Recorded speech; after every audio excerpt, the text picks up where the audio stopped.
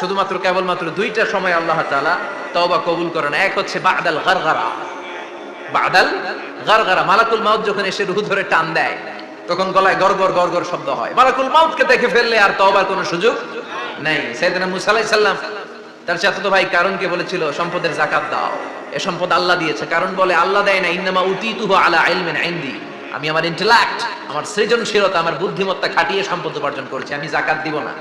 মুসা আলাইহিস সালাম বললেন তাহলে আযাবের অপেক্ষা করো। কারণ বলল পারলে আযাব নিয়ে আসো।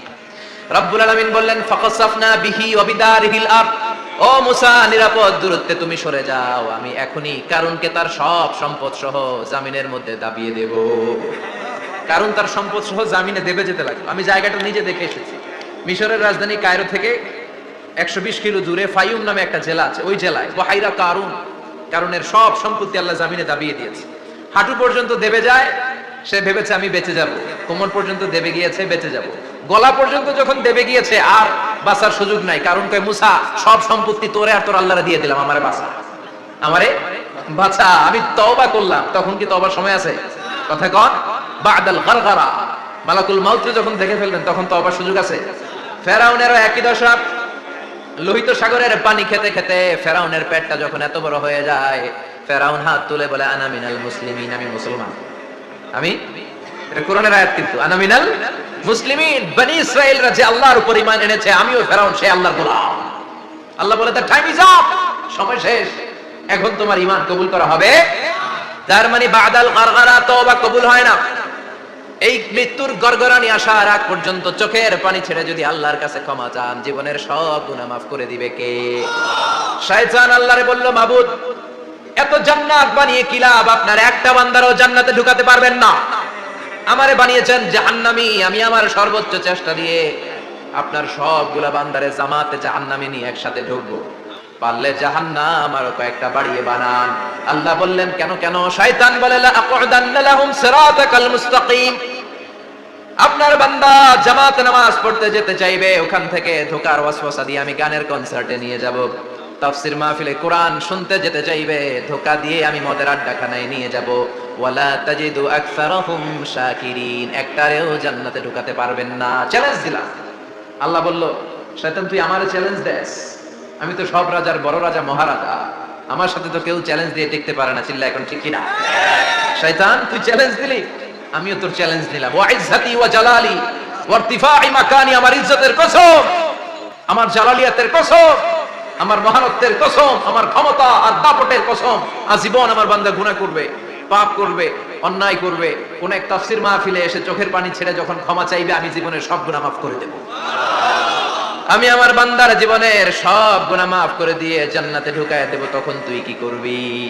লা আগফিরান্না লাহুম মা দামু ইস্তাগফিরুনি, যতক্ষণ আমার বান্দা আমার কাছে ক্ষমা চাইবে, আমি আমার বান্দার জীবনের সব গুনাহ মাফ করে দেব। সুবহানাল্লাহ পড়ে। এজন্য রাব্বুল আলামিন বলেন, ইয়া আইয়ুহাল্লাযীনা আমানু তুবু ইলাল্লাহি তাওবাতান নাসুহা, তওবার মতো তওবা করো। তওবার মতো তওবা করলে যত বড় অন্যায় হোক, পাপ হোক, গুনাহ হোক, সব গুনাহ মাফ করে দিতে পারে কে? সাইয়েদনা আদম আলাইহিস সালাম ভুল করলেন, শত শত বছর কাঁদলেন। আল্লাহ বললেন, ও আদম কিছু বাক্য তোমারে শিখিয়ে দে, এই বাক্য দিয়ে তুমি আমার কাছে তওবা করো, তোমার তওবা কবুল করে নেব। সাইয়েদনা আদম বললেন রব্বানা, পড়েন রব্বানা যালামনা আনফুসানা ওয়া ইল্লাম তাগফির লানা ওয়া তারহামনা লানাকুনান্না মিনাল খাসিরিন। ও আল্লাহ আমি জুলুম করেছি নফসের উপর, ভুল করেছি, অন্যায় করেছি, অপরাধ করেছি, আপনি যদি ক্ষমা না করেন আমি শেষ হয়ে যাব। লানাকুনান্না মিনাল খাসিরিন, আমি ক্ষতিগ্রস্তদের মধ্যে শামিল হয়ে যাব। ঠিক কি না? এই আয়াত দিয়ে, এই দোয়া দিয়ে যখন সাইয়েদনা আদম তাওবা করলেন, মুহূর্তেই তাওবা কবুল করে নিয়েছে কে? আমরাও যদি পাপ করি, অন্যায় করি, আমাদেরও পাপগুলো মোচন করার একজন আছে না নাই? তিনি গাফিরিয যাম কাবিলিত তাওব, ওনার কাজই হচ্ছে গুনাহ মাফ করা। শয়তানের কাজ ওয়াসওয়াসা দেওয়া, আমাদের কাজ পাপ করা, ওনার কাজ মাফ করা। আল্লাহ ডেকে বলে, গোলাম তোরা যদি পাপ না করতি আর বারবার মাফ না চাইতি, তাহলে তোদেরকে ধ্বংস করে দিয়ে জমিনের বুকে এমন একটা জাতি আমি বানাতাম যারা পাপ করতো আর মাফ চাইতো, আর আমি মাফ করতাম। সুবহানাল্লাহ পড়ো। মাফ করতে আল্লাহর বড্ড ভাল লাগে, চোখের পানি দেখতে আল্লাহর বড্ড ভাল লাগে। কায়মনো বাক্যে কেউ দোয়া করছে, এই দৃশ্য দেখতে আল্লাহর ভালো লাগে, চিল্লায় বলেন সুবহানাল্লাহ। এজন্য পাপ আমাদের যত বড় হোক আমাদের জন্য মাফ আছে না নাই? দুইটা সময়ে তাওবা কবুল হয় না। এক নাম্বার হলো বাদাল গারগারা, মালাকুল মাউতকে দেখে ফেলেছেন, রূহ ধরে টান দিবে, তখন তওবা করলে কবুল হবে। আরেকটা হচ্ছে বাদা তুলুইশ শামসি মিন মাগরিবিহা, কিয়ামতের আগ দিয়ে সূর্য আর পূর্ব দিক থেকে উদিত হবে না, এটা পশ্চিম দিক থেকে উদিত হবে, তখন তওবা করলে কবুল হবে। তখন তওবার দরজাকে বন্ধ করে দিয়েছে কে? আল্লাহ। এজন্য আমরা যে কোনো পাপই করি না কেন, পাপ হয়েই যেতে পারে, আশা হারানোর কারণ নাই। Never lose hope, never give up. মুমিন কখনো আশা হারায় না, মুমিন কখনো নিরাশ হয় না।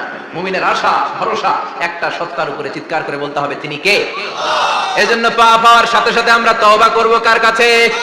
বিশ্বনবী বললেন কিছু কিছু কাজ আছে এগুলো হয়ে যাওয়ার পরে দেরি করা যায় না। এক নম্বরে নামাজের ওয়াক্ত হলে দেরি করা যায় না, ঠিক কিনা?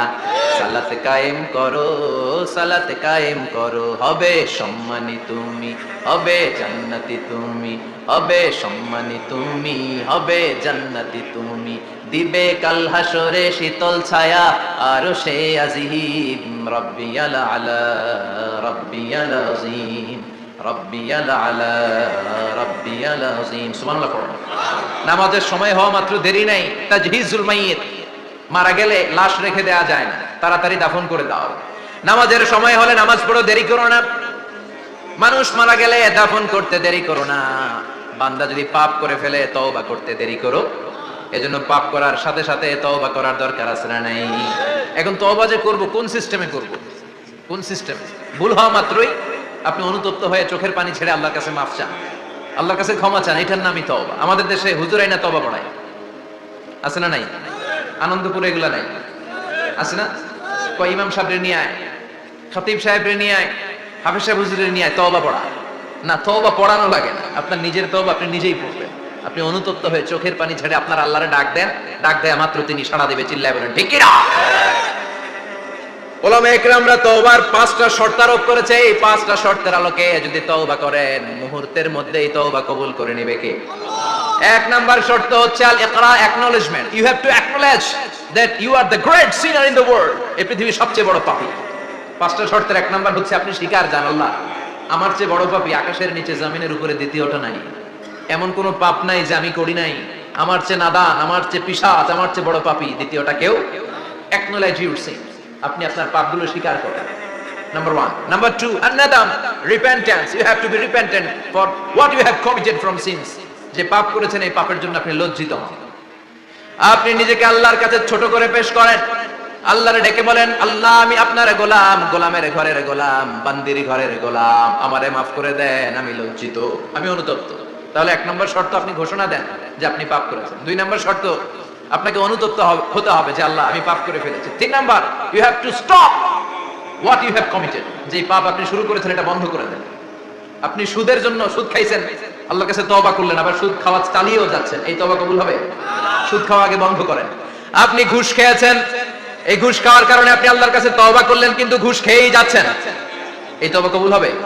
3 নাম্বার হচ্ছে you have to stop what you have committed. আপনি যেই পাপ করেছেন এটাকে বন্ধ করেন। 4 নাম্বার শর্ত, you have to hate what you have committed. আপনি যেই পাপটা করেছেন এটাকে মন থেকে ঘৃণা করেন, ওইটারে মন থেকে ঘৃণা করতে হবে। 5 নাম্বার শর্ত হচ্ছে you have to determine that you never repeat this sin again. আল্লাহর কাছে ওয়াদা দেন, কমিটমেন্ট দেন যে আল্লাহ পারতপক্ষে আমার জীবনে আর এই কাজটা করব। এই 5টা শর্তের আলোকে তওবা করলে কবুল করবে কে? 1 নম্বরে স্বীকার জান আল্লাহ আমি পাপী। 2 নম্বরে অনুতপ্ত হন। 3 নম্বরে পাপ কাজটা বন্ধ করে দেন। 4 নম্বরে ওই পাপ কাজটাকে মন থেকে ঘৃণা করেন। 5 নম্বরে আল্লাহর কাছে ওয়াদা দেন আর জীবনেও এই পাপ করব না। এই 5টা শর্তের আলোকে যদি তওবা করেন আপনার তওবা কবুল করে নিবে কে? এজন্য যত পাপ যত অন্যায় আমরা করি না কেন আমাদের এই পাপগুলো অন্যায়গুলো ক্ষমা করার একজন আছে না নাই? তিনি কে? এজন্য সব সময় তওবা করতে রাজি আছেন তো? প্রতিদিন শত শতবার তওবা করতে রাজি আছেন? প্রতিদিন শত শতবার ইস্তিগফার করতে রাজি আছেন? বিশ্বনবী প্রতিদিন 70 বারেরও বেশি ইস্তিগফার করতেন। শুধু টয়লেটে যে মুহূর্তে থাকতেন ওই মুহূর্তে পড়তেন না। টয়লেটে ঢোকার মুহূর্তে বিশ্বনবী ইস্তিগফার করতে পারতেন না, তাই টয়লেট থেকে বেরোয়েই তিনি ইস্তিগফার করতেন। তিনি পড়তেন গফরানাক। কি পড়তেন? গফরানাক মানে হলো আস্তাগফিরুল্লাহ। গফরানাক মানে কি? গফরানাক মানে আল্লাহ আমি আপনার ক্ষমা চাই, মানে আস্তাগফিরুল্লাহ। আবার বিশ্বনবী বলতেন মান লাযামাল ইস্তিগফার জাআলাল্লাহু লাহু মিন কুল্লি দীকিন মাখরাজা, যে ব্যক্তি সব সময় ইস্তেগফারের সাথে লেগে থাকে তাকে সব সময় বিপদ থেকে মুক্তি দিবে কে? আমাদের জীবনে বিপদ আছে না নাই?